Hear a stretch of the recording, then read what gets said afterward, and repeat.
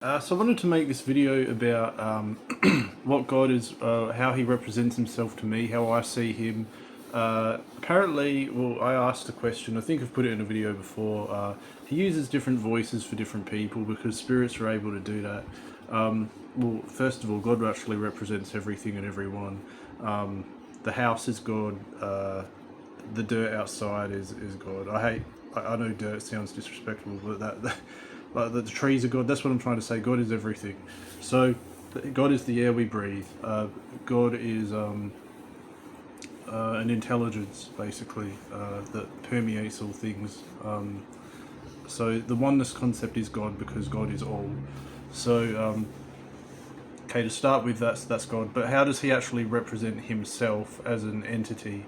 Well, He talks to me like an older gentleman. That's how I want to make it humorous. So, uh, when I first became clairaudient, I'd be in my house at home, like at night time, and I actually thought they were the neighbours that knew about me just through social media and were talking to me. So the first there'd be an old man every 2 weeks or so that would scream out "fuck you, baby" from distant houses away, and it turned out that was actually God. But I'd hear this old man periodically. It was actually quite funny. I'd be in my room and I'd just like it would irritate me because it wasn't a nice situation to be in, but I also found it humorous.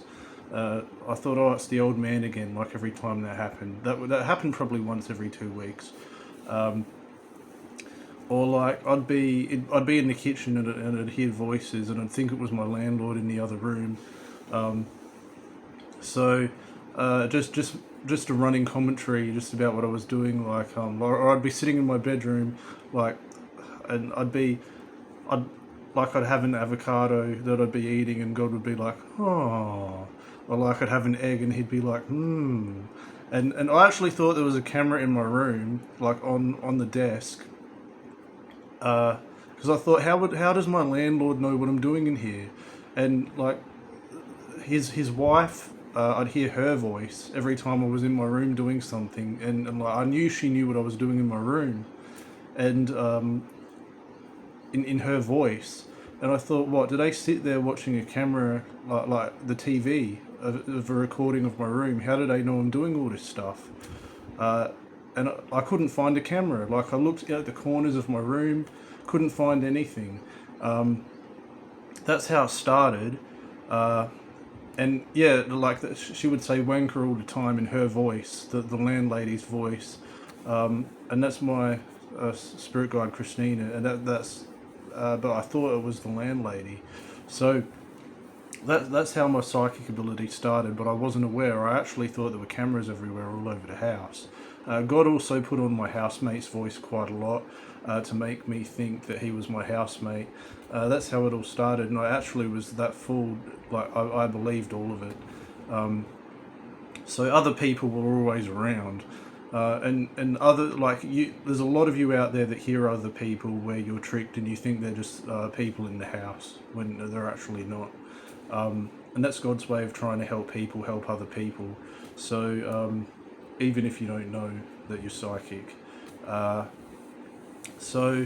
was I going with that? Oh yeah, so how does God represent Himself? Well, first, yeah, I'll just cut to the chase. Around the Twist, that Pink Bowtie episode, season 2, I think it was made in about '93. The second season of Round the Twist. That's exactly what he's like. He's in a Sky Trackers episode as well.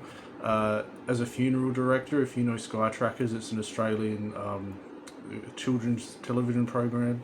I think it's the same actor in that program in that show, but he represents God completely. Just the way that he's portrayed in that episode.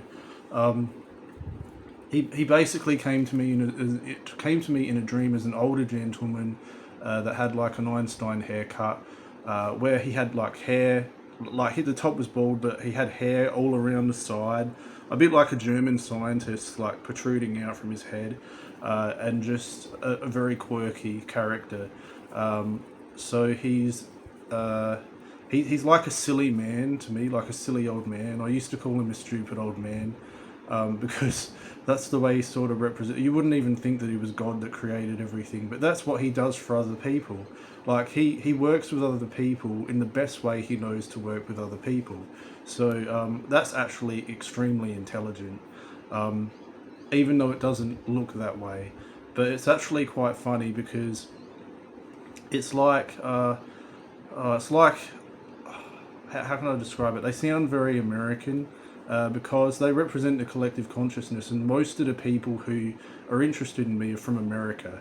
So that has a dominant theme, I think, in how they portray themselves to me, through that, because God represents all people. So it's like it's like a cartoon.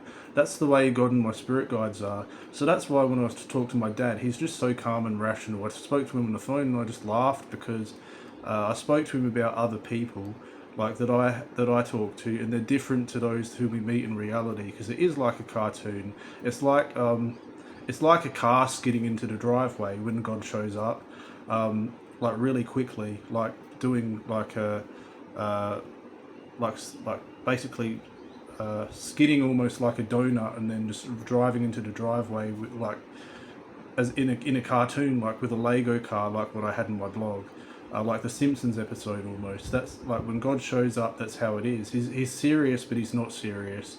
It's like a completely different reality, complete different reality basically. So that's why when I put information platform out there, he doesn't really think, he just does. So it looks very, very. Some would say actually arrogant is what I'm hearing. A lot of the world thinks that because it's just divine, unabashed truth that's just being put out there. Like when I'm platforming information and putting it out there to people, willy nilly, without caring, because God doesn't really care about what people think, which is it's just I suppose divine truth, and that can fluctuate as well. Perspectives can change moment to moment. God doesn't really. God is completely fluid, and that's why He's a really good creator, because He doesn't put. He doesn't. How would I say it? He doesn't allow any limitation, I suppose, to come into his ability to create. So it's all fluid. So it might seem not intelligent, but it's actually the most intelligent because there's no filter. It's just complete fluidity just flowing into life experience and existence. So that's why it looks a bit eccentric, but it's actually encompassing all people's perspectives, all opportunities that could possibly arise. That's why my higher self, Ben, is also a bit like that, because he's an individual component of God, but he is also of that orientation. So he'll flip around from one perspective to the next, 10 seconds later, to the next. It doesn't seem rational, but it's not rational, and that's the thing. That's how creativity comes into existence. That's how different perspective comes into existence, and yeah, it's really interesting, and it gives you a new perspective and a fresh perspective on your life experience, and it's all encompassing basically. So, and all embodying, and that's where unconditional love is actually found, in that state of being, because I would say unconditional love and acceptance, basically, by living that experience, basically with other people helping other people. So all people are also encompassed in that state of being. So it's just fantastic, but it's humorous as well. So I wanted to leave it at that. So I hope you found that interesting.